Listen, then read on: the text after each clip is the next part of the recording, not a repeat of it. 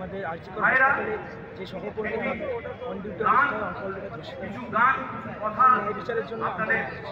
ন্যায় বিচারের আন্দোলনের সাথে আমরা আরেকটি দাবি করেছি প্রথম যে ভবিষ্যতে আমরা আর কোনো অবহেলা হতে দেবো ভবিষ্যতে কোনো অবহেলা না হতে দেওয়ার জন্য আমাদের দাবিটিকে আমরা অনেকভাবে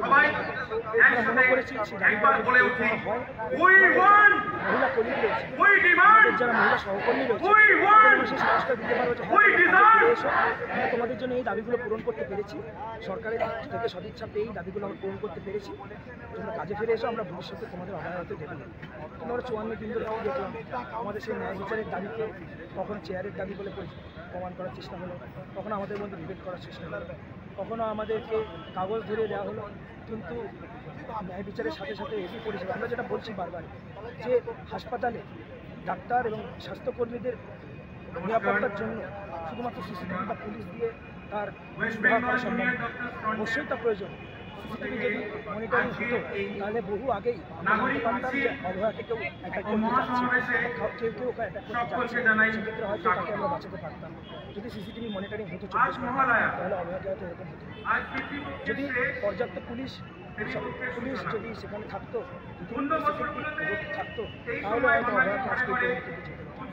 তার সাথে সাথে আমাদের যে দৈনন্দিন যে সমস্যা ডাক্তার নির্ভর আমরা মনে করি ডাক্তারকে সম্পূর্ণ নিরাপত্তা কখনোই রোগী পরিষেবা সুনিশ্চিত না করে আসে একজন রোগী যিনি পেরিফেরির বহু জায়গা থেকে ঘুরে হয়ে টার্সিয়ারি মেডিকেল কলেজে আসছে তার রোগীর অবস্থা ততক্ষণ অনেকটাই আমরা মনে করি যদি একটা সেন্টার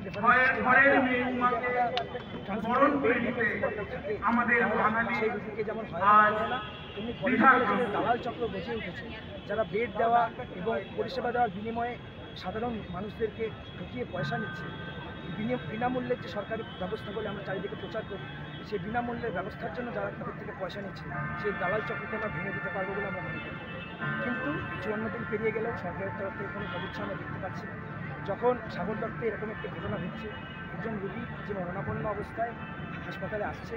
এবং তাকে প্রাথমিক চিকিৎসা দেওয়ার পর যখন মনে হচ্ছে যে তাকে আইসিইউতে নিয়ে যেতে হবে নয়তো তাকে বাঁচানো সম্ভব নয় কিন্তু তাকে আইসিইউ বেড দেওয়া যাচ্ছে না তার কারণ সেই হাসপাতালে আইসিইউ বেড নেই যখন এই কথা সুপ্রিম কোর্টে উঠছে আমাদের স্বাস্থ্য সচিব তার আমাদের রাজ্যের কৌশলী মাধ্যমে বলতে চাইছে যে ডাক্তাররা নাকি সেই রোগীকে বেড দেয়নি ডাক্তাররাই নাকি চিকিৎসা না দিয়ে সেই রোগীকে মেরেছে এইভাবে ডাক্তারদের মনশক্তি বাড়ানোর যে চক্রান্ত চলছে তার বিরুদ্ধে আমাদের আন্দোলন চলছে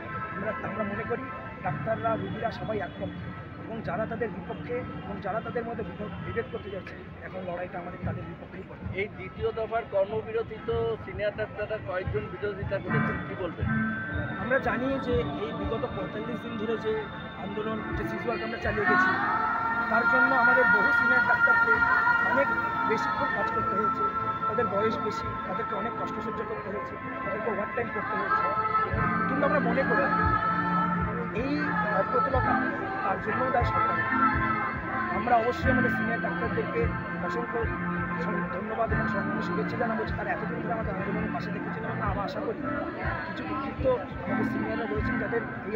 সিদ্ধান্তটি খারাপ লেগেছে আমরা অবশ্যই তাদের সাথে আলোচনা করব এবং যদি আমরা এই পর্যায়ের আলোচনার মাধ্যমে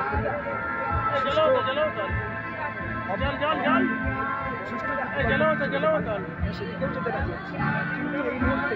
দাঁড়িয়ে আমরা এই ভেঙে পড়া স্বাস্থ্য ব্যবস্থার দায় নিয়ে এই ভেঙে পড়া এই নিরাপত্তাহীন হয়ে